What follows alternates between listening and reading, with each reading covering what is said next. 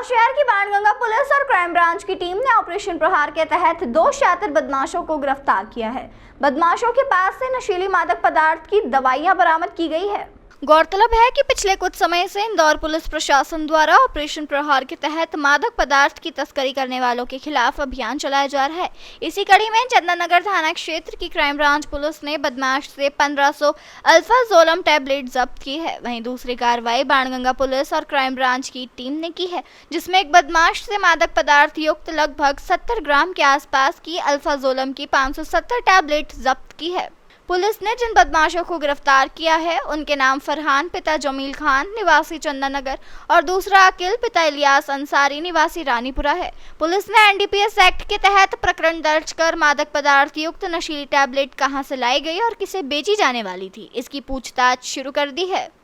ये ऑपरेशन प्रहार के दौरान इंदौर पुलिस कमिश्नरेट में लगातार कार्रवाई की जा रही है, जिसमें कि जो अवैध नशे की जो पदार्थ की जो सप्लाई करते हैं लोग, चाहे वो पेडलर्स हों या फिर वो इसको जो कैरियर के रूप में इस्तेमाल करते हों या फिर जो लोग इसके सरगना जिसको सप्लाई करते हों, इन सभी पर और जो लोग इनका उपयोग भी करते हों पीने में, उनके सबके खिलाफ कार्रवाई की जा रही है। इसी तारतम्य में लगातार कार्रवाई के दौरान 2 कार्रवाइयाँ हुई हैं, जिसमें एक बाणगंगा थाना क्षेत्र में कार्रवाई हुई, जिसमें क्राइम ब्रांच को सूचना मिली थी, जिस पर के 2 व्यक्ति हैं जो कि अल्प्राजोलम की जो टैबलेट्स हैं उनको लेकर ये उनके पास मिल सकती हैं। तो मुखबिर की सूचना पर क्राइम ब्रांच और बाणगंगा की टीम के द्वारा घेराबंदी की जाकर उनको 2 लोगों को हिरासत में लेकर जब पूछताछ की गई MR4 पर, तो उनके द्वारा उनके कब्जे से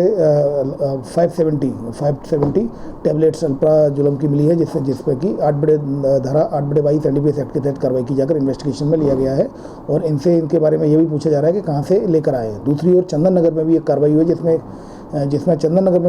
हुई, जिसमें एक